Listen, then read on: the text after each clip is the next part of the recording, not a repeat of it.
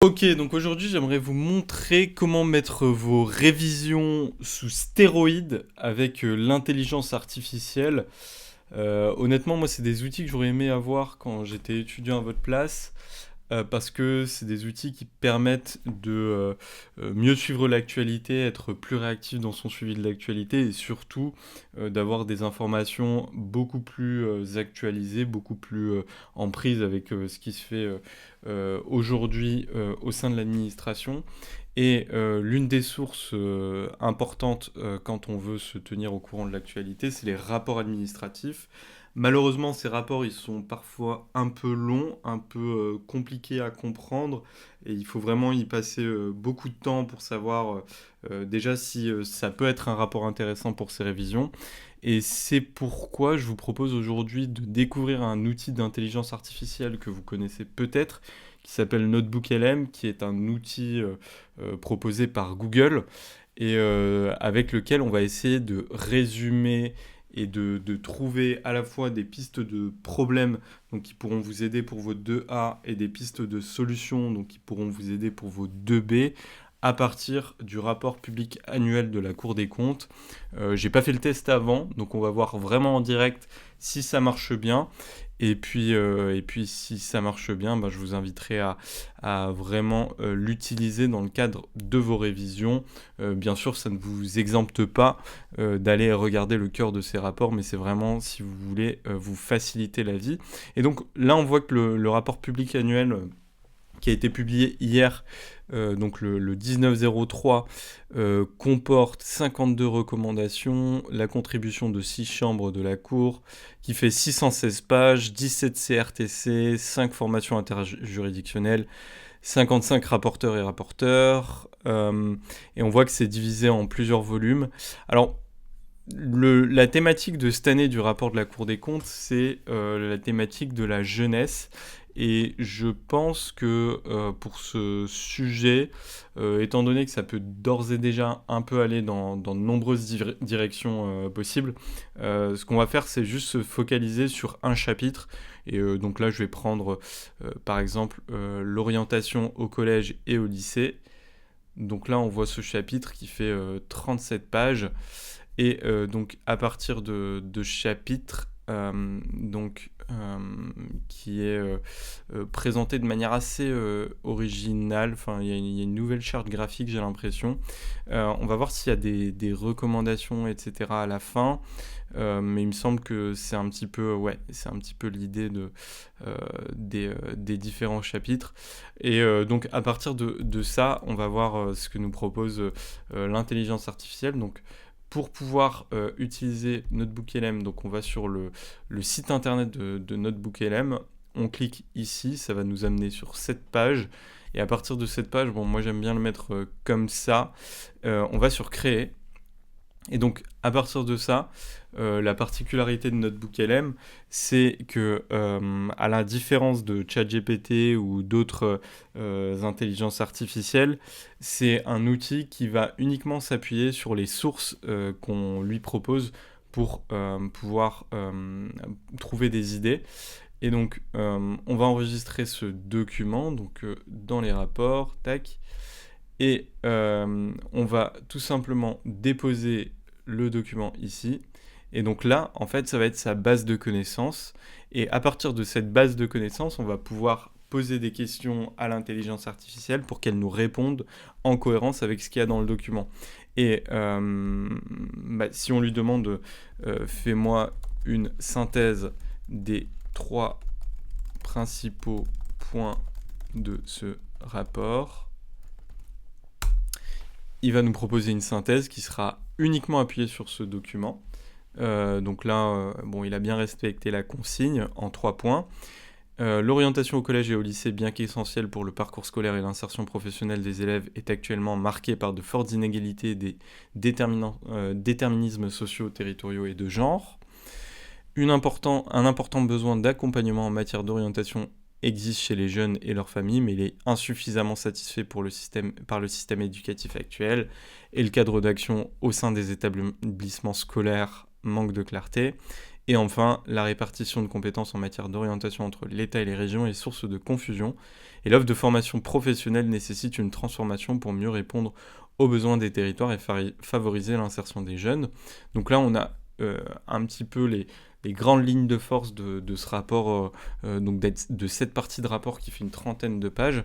Et ce qui est intéressant avec Notebook LM, c'est que dès lors qu'on a une interrogation par rapport aux différents points qui sont écrits, eh ben, il va nous renvoyer à sa source. Par exemple, le rapport souligne que les résultats scolaires, l'image sociale et l'offre de formation déterminent puissamment les choix d'orientation.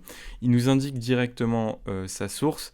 Donc l'orientation est un cheminement qui court sur plusieurs années.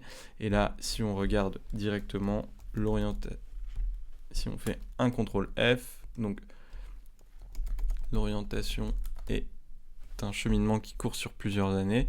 Et donc ça signifie que cette partie-là de phrase, il l'a extraite de cette partie-là du rapport. Et donc on voit directement un petit peu les différents éléments qui ont servi à l'intelligence artificielle pour la construction de son raisonnement. Un autre point intéressant à noter, c'est que si on lui demande de nous parler de sujets qui ne sont pas en lien avec le rapport, l'intelligence artificielle va en principe nous dire que la source ne propose pas d'informations pertinentes à ce sujet. Et par exemple, si je lui demande que pense la Cour des comptes des sanctions des États-Unis sur le commerce chinois,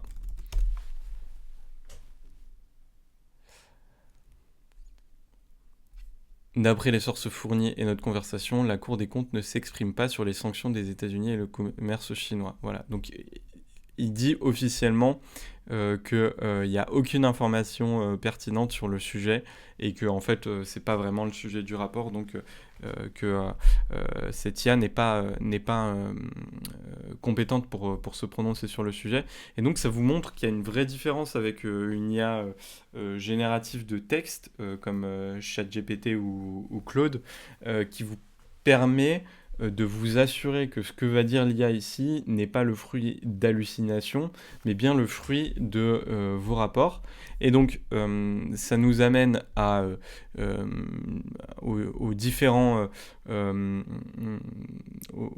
leviers qu'on peut mobiliser pour s'aider au sein de ces révisions, et notamment le fait de demander à ChatGPT quelles sont les principales politiques publiques mises en œuvre en matière d'orientation scolaire. Hop. J'ai dit ChatGPT, mais en fait c'est bien Notebook LM.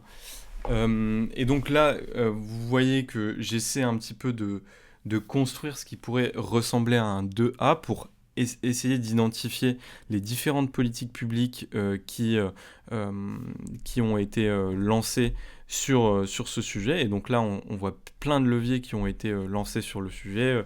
Le parcours à venir, qui vise à développer chez les élèves la capacité à s'orienter, la découverte des métiers, les cordées de la réussite.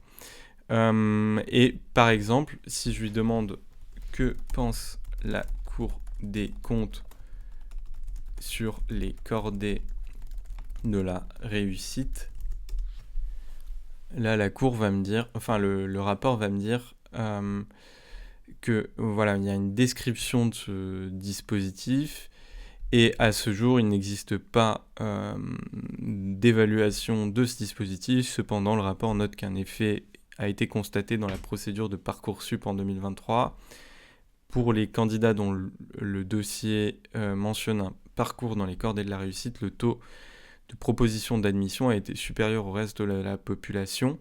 Ok. Et enfin, le rapport cite Aérocampus Aquitaine comme un exemple probant, mentionnant qu'il reçoit 2150 élèves au titre des cordées de la réussite. Et là, donc, si on va vérifier, donc, ça parlait de 6,7 points pour les bacheliers. Tac. Donc pas d'évaluation à ce jour du dispositif, et bien c'est bien ce qu'il y a écrit dans ce rapport. Et donc si on lui demande quelles recommandations porte la Cour des comptes en matière d'orientation scolaire,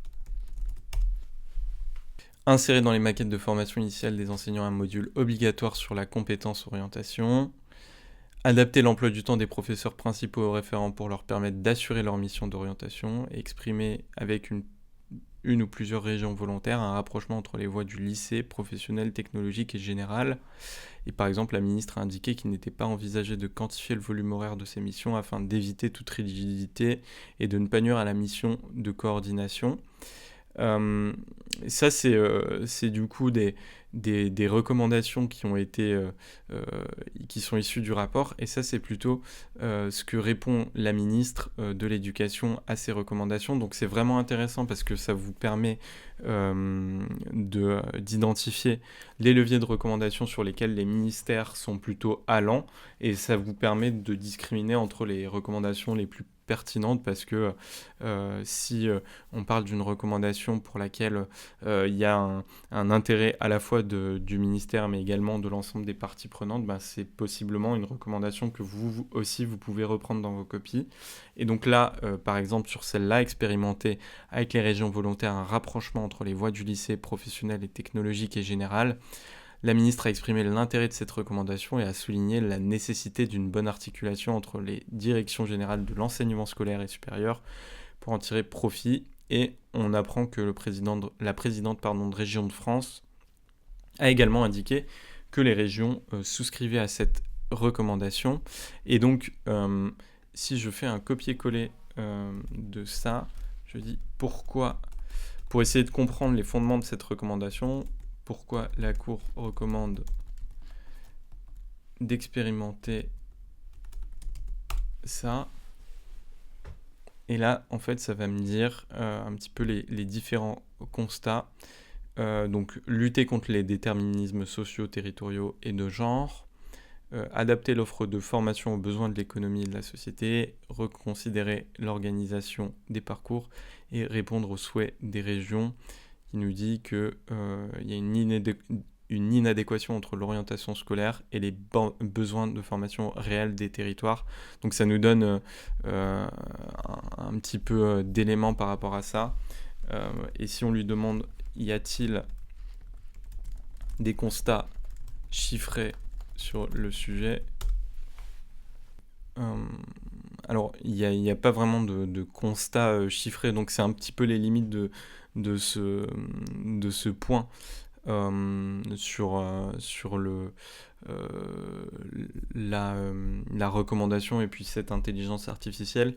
Mais là, on a tout un ensemble de chiffres et de données qui donnent des éléments d'indication sur les différents constats. Et si on demande à l'intelligence artificielle de nous dire ce que recommande la Cour pour lutter contre les inégalités dans l'orientation scolaire,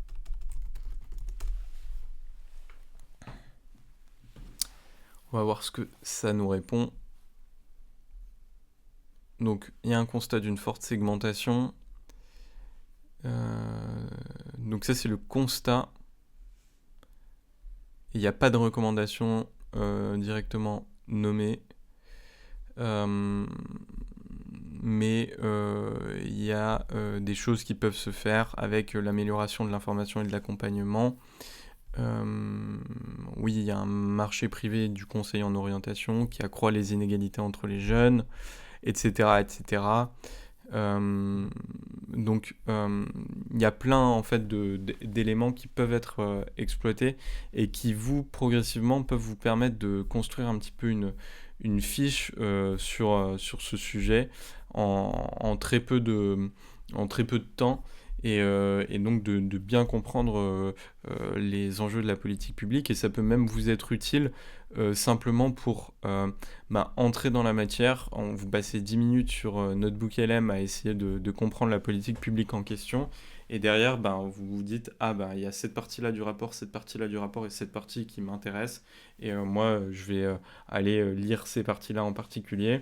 Et puis derrière, vous pouvez construire vos révisions à partir de ça en construisant soit des fiches, soit des flashcards qui vous permettent, ben, un, d'être bien au fait de l'actualité, deux, d'avoir les dernières données chiffrées, et trois, d'avoir des recommandations qui sont tout à fait pertinentes, le tout sans vous palucher 37 pages ou l'ensemble du rapport de la Cour des comptes, mais vraiment en ciblant euh, le sujet sur les sujets qui vous intéressent.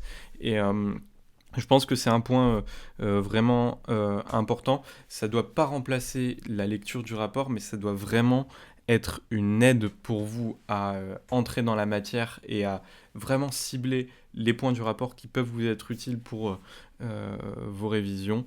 Voilà, j'espère que cet outil vous sera utile et en tout cas j'essaierai de vous présenter d'autres outils IA qui peuvent vous aider à mettre vos révisions sous stéroïdes. Si ça vous a plu, n'hésitez pas à liker cette vidéo et à vous abonner et puis également à m'indiquer en commentaire si vous vouliez voir d'autres vidéos de ce type.